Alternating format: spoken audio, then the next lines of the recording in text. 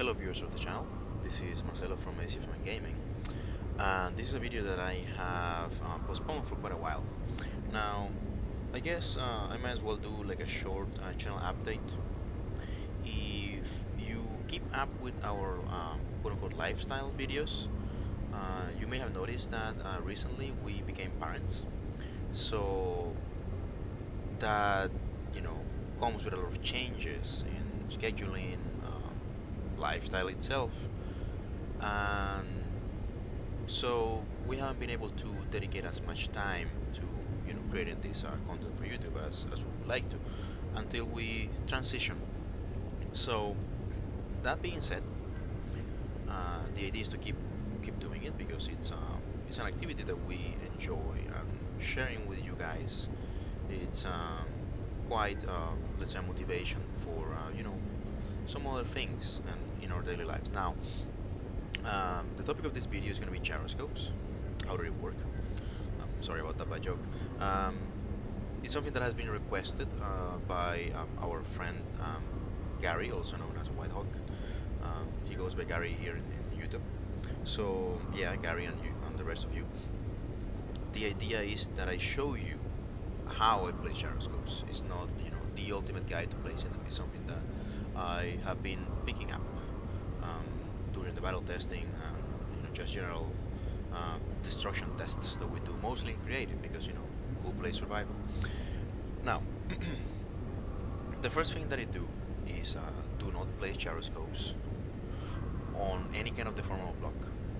Now, the whole deformation poofing thing was fixed apparently when they added the area damage.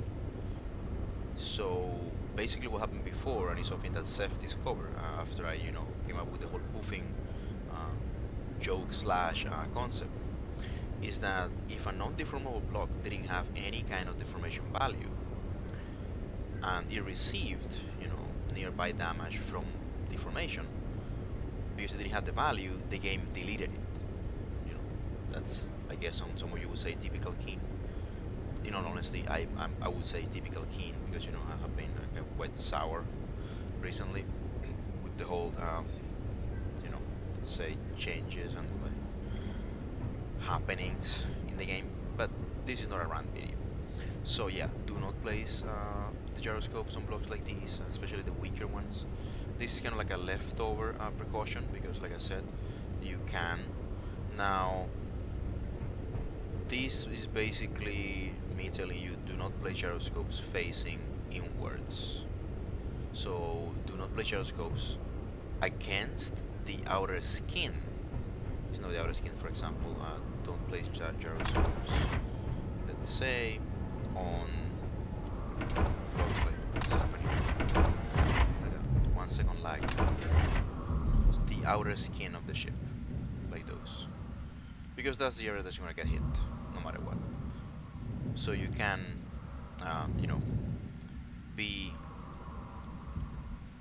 assured that this block is going to be destroyed, because the enemy turrets or whatever are going to try to shoot through them to the armor blocks to maybe sometimes get to a gyroscope and disable it. So a rule is use the armor as it's meant to be used, as protection. And the idea is that something that I think I talked about in another video is that the way you should design the ships is consider it to be like a free-floating interior that is covered by a skin of armor. So even if you remove every single armor block on the ship using something like mid-spaces toolbox, you will still have the interior of the ship, the workings of the ship, the functional blocks, all attached, functioning. It's like a functioning skeleton. And like I said, if you remove all of those blocks, then nothing should fly off. Nothing should be, like structurally unstable and separate. So you should still have like a fully working interior, just without a skin.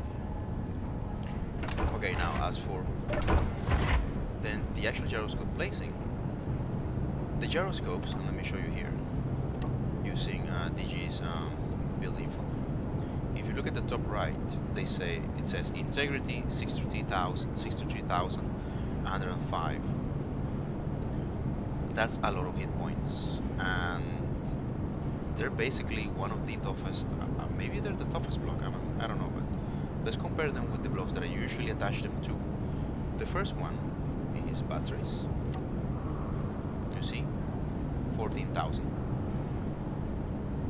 way below. So ideally, you would place a gyroscope on top of a block that has more hit points than the gyroscope itself, but this is not going to be the case for any block. So you may as well put it in a block that has a lot of hit points.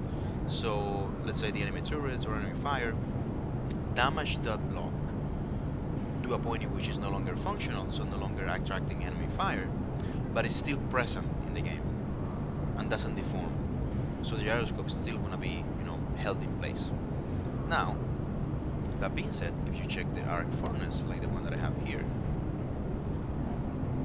and something that happened I noticed recently is that, and this is true for the older version of this Artemis class destroyer, this gyroscope here was attached to the top of the arc furnace, and that's because originally King had the entire faces, all of the faces of the arc furnace to be ready to be attached to other blocks. Now what they did, and this is something that makes sense, is that this face right here at the top, and then on these sides here, you cannot attach anything to it. You can attach on the inside, and those faces are also non-airtight. Makes sense, because you see that there's a gap there. So what happened is, if you paste in an old model of the Artemis, it's still gonna have this gyroscope attached there. But if you change the grid ever so slightly, and this is something that Whiplash made me aware of. If you change the color of a block, if you change something, automatically the grid updates and it detaches the gyroscope. So that's something to keep in mind for you who play creative. Maybe you're updating an older ship and playing with it at some time, somehow it randomly explodes from the inside. Maybe that's what happened. So keep that in mind.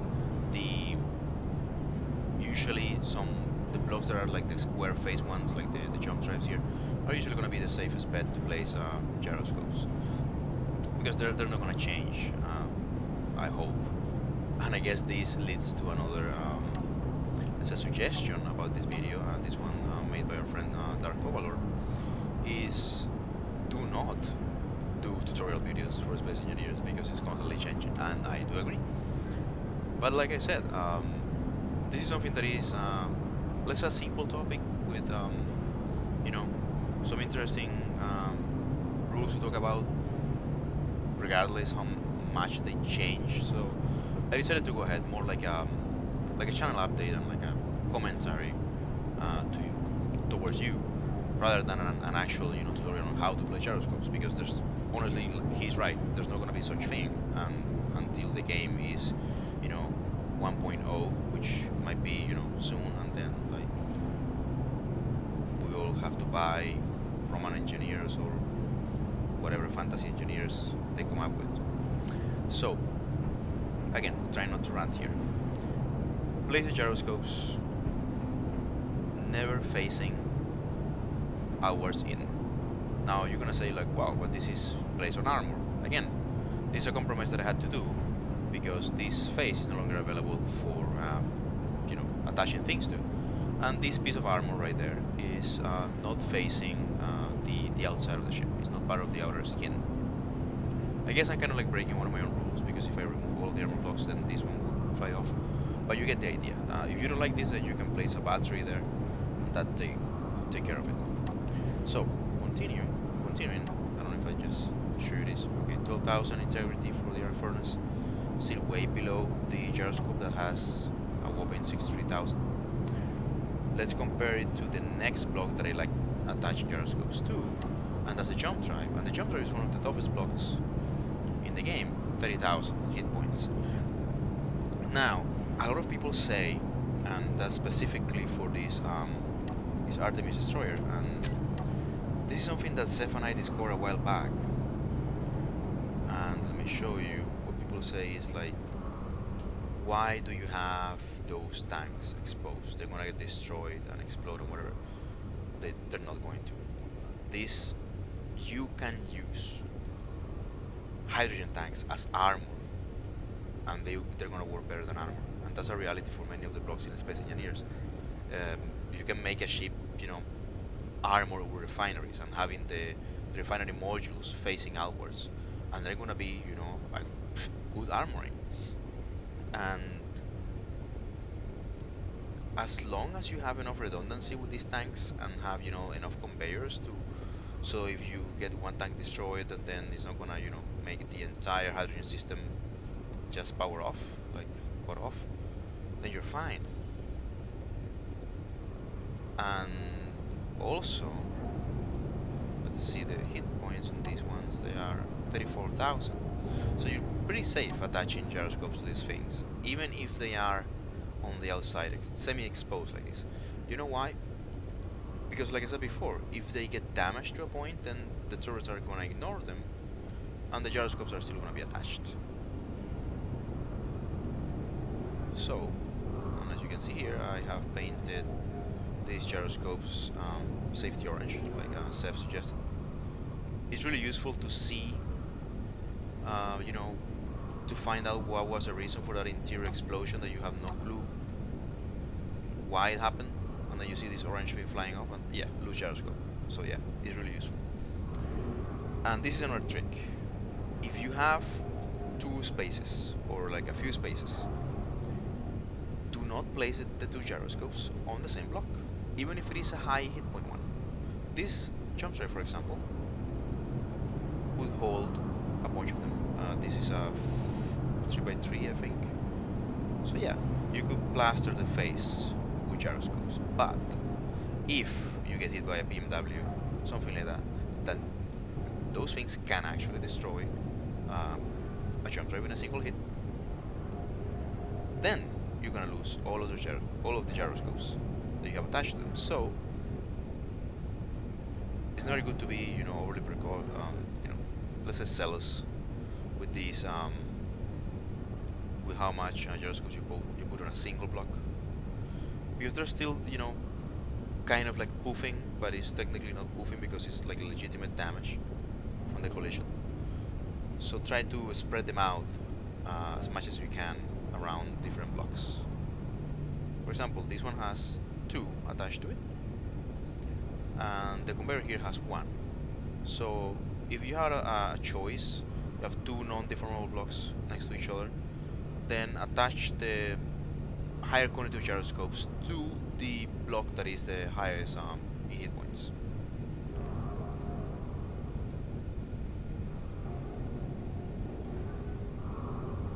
Here, for example, this central tank has 1 and 2 on the other side. Basically spread them out. Now, thrusters are also a good option, because they're usually, on places that are generally like spread out. I know some people cluster the thrusters. I try to follow like a more hardcore sci-fi design in my ships, so I kind of like put the thrusters like on extreme ends, trying to pretend that there's attitude control. And that is, the irony, because we basically rotate the ships here using gyroscopes, and I'm talking about, putting thrusters in places that it seems that they help rotate the ship. So yeah, in any case, yeah, I do that. Okay, what else about gyroscopes? Yeah, thrusters that face towards the back are ideal, maybe not so much the ones that are facing towards the front. I tend to concentrate all of the gyroscopes towards the back of my ships. I know that may not be as realistic, but we need to keep in mind that Space Engineer has its own kind of combat. And here I'm making a case for again, what our friend Sokonen calls the combat wedge. Basically that pizza slice or Dorito chip shape that you see in many sci-fi, even in Star Wars, the Star Destroyer, like Sokonen said once, a while back. It's a good design for combat spaceships, and that may be the topic for another video. If you build, I call it a rotated pyramid, you don't need a death cube, and this rotated pyramid is going to look better. A good example is the ships of the Expanse. coincidentally, those designs work well in Space Engineers. You have overlapping turrets at 90-degree angles and protrusions, angular protrusions that cover each other. Think, think of it like this: the designs of star forts of the gunpowder era, but in 3D, in which you try to create crossfire between angled faces, and you maximize the space like that. You don't have to be as wasteful building a flat cube that has a lot of surface area, and generally, you can um, put those turrets in angles that cover each other.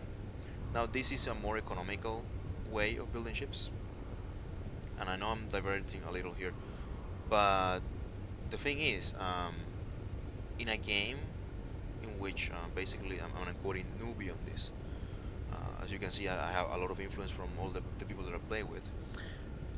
Especially when this is a game in which surface area equals firepower. That is really stupid. Yes, we know that. What that means is you have an alternative. If the ultimate ship is going to be a death cube and you don't like it, if you're like me, you think that they're horrendous aesthetically and you cannot, stomach them, then there's an alternative. It is a cheaper alternative, and in a way, it's going to be a more economical design. So that means that a ship that is built in a pyramidal form, in a triangular form, it's going to have less firepower than a death cube of the same size. But what that means is that you can use those angular shapes to build ships of a smaller size. Now, how is that related to gyroscopes? Because in that triangular shape you put the gyroscopes on the back, and you always try to face the enemy. And some people say, but you don't know where the enemy is going to come from.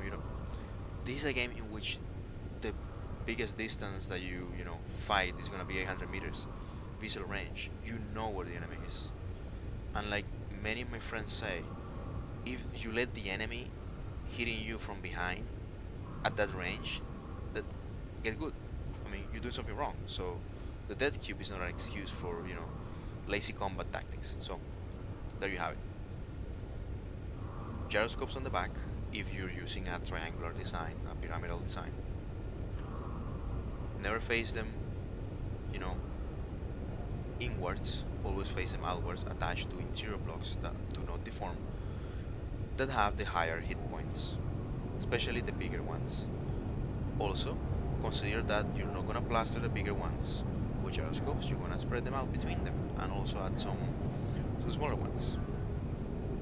That's how I attach gyroscopes, and I hope it's of service to you.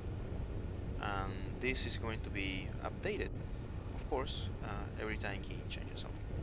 Now, as a bonus for you that's stuck with me, you should have bear with me from the beginning. Let's shoot the IMDC frigate like we always do. At this time, we're going to shoot one of those Titan class missiles that have no reason to be a large crit at all. But I made them, so why not? Off it goes.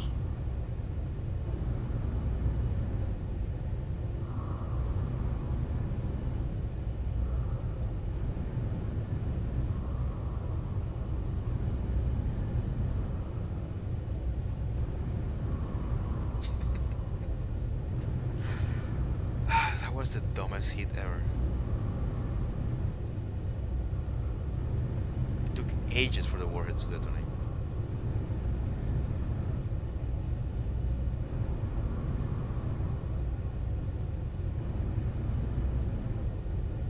But as you can see, the ship is completely cored out. So, yeah.